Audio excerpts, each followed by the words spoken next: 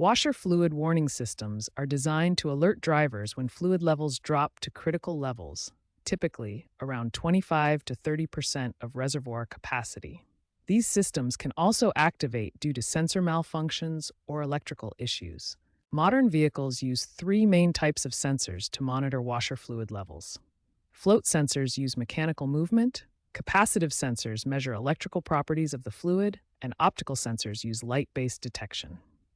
These sensors are integrated with the vehicle's engine control unit, or ECU, which processes sensor data and triggers warning lights.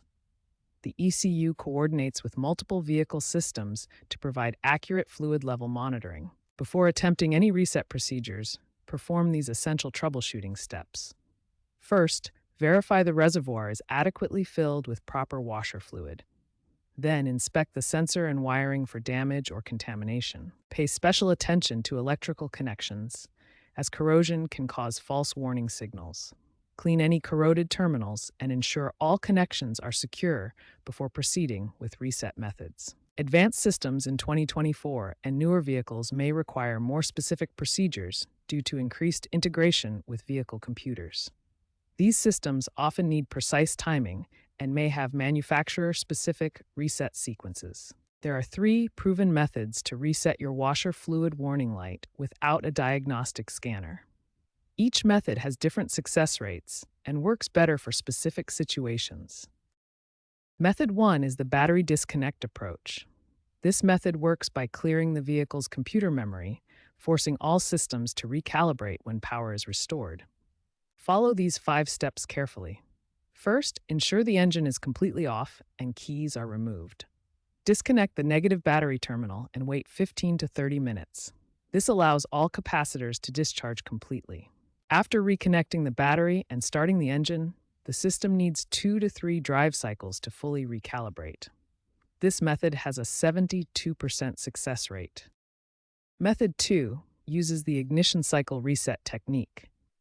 This method works by manually triggering the washer system multiple times to force the sensor to recognize the fluid level. Start by completely filling the washer fluid reservoir. Turn the ignition to the on position without starting the engine. Activate the washer system 10 to 15 times, then turn off the ignition and wait 30 seconds. Finally, start the engine and test the system.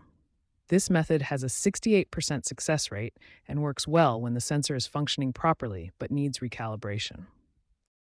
Method 3 involves cleaning the sensor itself.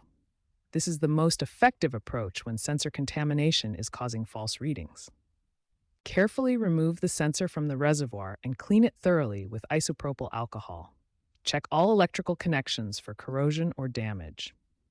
Reinstall the sensor, ensuring proper seating. After reinstalling, perform an ignition cycle reset as described in Method 2.